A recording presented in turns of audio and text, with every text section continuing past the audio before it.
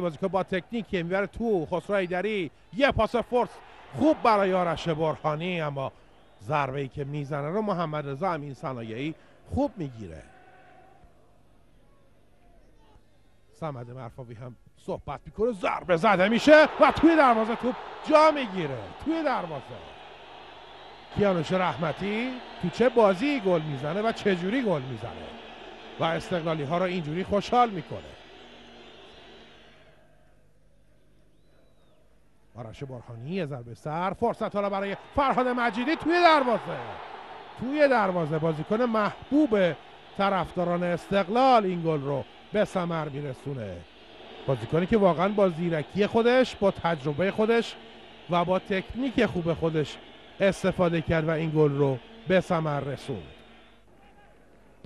که در این نیمه هم همون هستن. فرصت برای تیم مقاومت، یه حرکت و محمدی یه بار توپو میگیره. حالا بار دوم و توپ توی دروازه جا میگیره.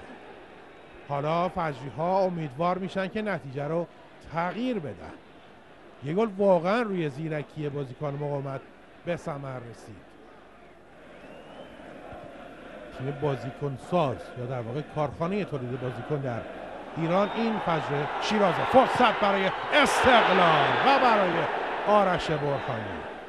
مجیدی از استقلال باز هم فرصت میسازن. مجیدی یه ضربه خوب برای این بار سید صالحی که به گل نرسید. گودرزی بازم یک دو انقدر بازی میکنن تا دوباره گودرزی به سمت دروازه بره. فرصت برای گودرزی، ضربه ای که میزنه و دروازه استقلال به شدت تهدید میشه. ببینیم حالا خسرو حیدری حرکتی که میکنه به سمت دروازه سانت میکنه. فرصت برای گل سوم استقلال.